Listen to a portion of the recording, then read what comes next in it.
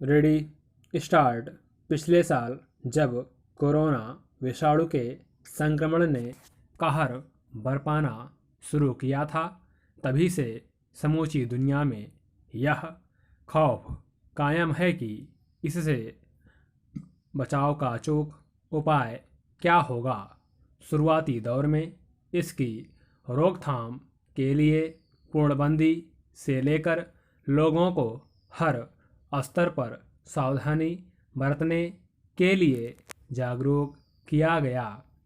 तभी से कुछ खास तय दवाओं, चिकित्सीय देखभाल और इसकी संक्रमण की चपेट में आने से बचने के लिए मास्क, सैनिटाइजर, आपसी दूरी बरतने आदि एहतियातों के साथ हर जगह लोग इसका सामना कर रहे हैं।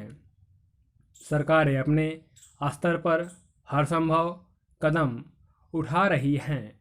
इन उपायों की वजह से काफ़ी हद तक इसका सामना करने और इसके असर को सीमित करने के हालात बन रहे हैं।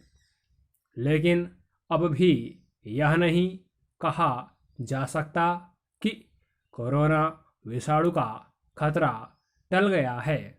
खासतौर पर पिछले कुछ महीनों से शीर्ष स्वास्थ्य एजेंसियां और सरकारें लगातार इस बात की चेतावनी जारी कर रही हैं कि दूसरी लहर में व्यापक नुकसान पहुंचाने के बाद अभी राहत के दिन भले दिख रहे हैं, पर कोरोना की तीसरी लहर आ सकती है और इसका खतरा सबसे ज़्यादा बच्चों के सिर पर मंडरा रहा है। स्वाभाविक ही दुनिया भर में विश्व स्वास्थ्य संगठन, अनेक देशों की शीर्ष स्वास्थ्य एजेंसियां और सरकारें इस कोशिश में हैं कि कैसे बच्चों को भी इस महामारी से बचाया जाए। हालांकि सबसे पहले बुजुर्गों और फिर युवाओं के लिए स्वीकृत टीकों के जरिए हमारे देश की व्यापक आबादी को इस महामारी से सुरक्षा के दायरे में लाने की कोशिश की गई है।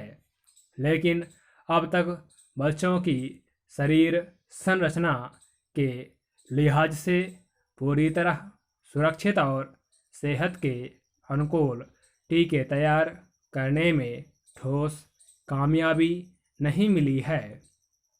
यूँ दुनिया के कुछ देशों ने एक स्तर तक कुछ टीकों के परीक्षण की इजाज़त दी है और एहतियात के साथ सीमित स्तर पर टीकाकरण चल भी रहा है। लेकिन उनके संतुष्ट करने वाले परिणामों को लेकर चिकित्सा जगत अभी अध्ययन के दौर में है। इस क्रम में भारत में भी बच्चों को टीका लगाने के लिए सावधानी के साथ कदम उठाए जा रहे हैं। मंगलवार को आई खबर के मुताबिक भारत का केंद्रीय औषधि प्राधिकरण भी 2 से 18 साल के बच्चों और किशोरों को कुछ शर्तों के साथ कोवैक्सीन टीका लगाने के लिए एक निष्कर्ष पर पहुंचने की प्रक्रिया में है। हालांकि केंद्रीय स्वास्थ्य राज्य मंत्री ने साफ किया कि अभी इस पर काम चल रहा है और विशेषज्ञों के निर्णय लेने के बाद टीके को अंतिम मंजूरी दी जाएगी। दरअसल शुरुआत के बाद से कोरोना विषाणु के संक्रमण और असर का जो स्वरूप रहा है, उसके मद्देनज़र यह कहना मुश्किल है कि आने वाले दिनों में यह कैसी शक्ल लेगा। तीसरी लहर की आशंका अब भी लगातार बनी हुई है और इसमें सबसे ज़्यादा डर बच्चों के ही प्रभावित होने का है। दूसरी लहर के कहर के बाद अब तक विषाणु के फैलाव की रफ्तार कुछ धीमी देखी जा रही है, तो यह राहत की बात ज़रूर है, मगर इससे इस निष्कर्ष पर नहीं पहुंचा जा सकता कि लोग इससे सुरक्षित हो गए हैं।